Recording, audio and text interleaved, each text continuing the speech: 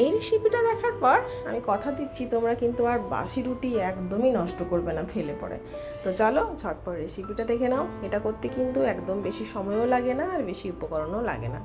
তো প্রথমে আমি রুটিগুলোকে এরকমভাবে পিস পিস করে টুকরো করে নিয়েছি। এই যে দেখো, এরকমভাবে ছোটো ছোটো টুকরো করে নিয়েছি। এবার চলো কড়াই বসিয়ে নিই। কড়াইয়ে দিয়ে দিলাম সাদা তেল। তো তেলটা হালকা গরম হয়ে এলে এবার এই রুটিগুলো দিয়ে দিচ্ছি। এই যে দেখো, রুটিগুলো দিয়ে নিলাম। এবার অল্প আঁচে আঁচে এগুলোকে আমি একটু ভেজে নেব।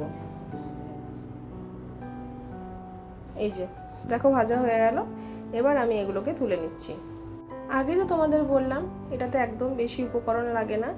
তো এই যে একটা পেঁয়াজ নিয়ে নিলাম আর একটা টমেটো আর লঙ্কা, ব্যাস এগুলোতেই যথেষ্ট।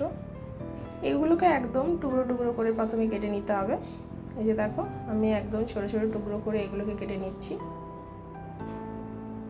আর এটাতে অল্প লাগবে লবণ আর একটু চাট মশলা, ব্যাস তাহলেই হয়ে যাবে।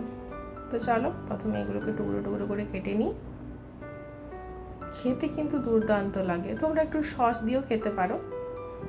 তো চলো, আমার কাটা হয়ে গিয়েছে। এবার আমি লবণ দিয়ে দিলাম, একটু চাট মশলা দিয়ে দিলাম, একটু লঙ্কার গুঁড়ো দিলাম। তো এই যে দেখো, আমার রেসিপি রেডি। তো তোমরা কিন্তু এই রেসিপিটা একবার ট্রাই করে দেখবে, অসাধারণ লাগে। সত্যিই মনে হবে না যে বাসি রুটি দিয়ে এটা হয়েছে। সন্ধ্যেবেলায় স্ন্যাক্সেও কিন্তু এরকম একটা রেসিপি ট্রাই করতে পারো। ছেলে তো দারুণ মজা করে এটা খেয়েছে আর আমারও কিন্তু অসাধারণ লেগেছে। তো চলো তোমরা অবশ্যই রেসিপিটা ট্রাই করো। আজকের মতো টাটা।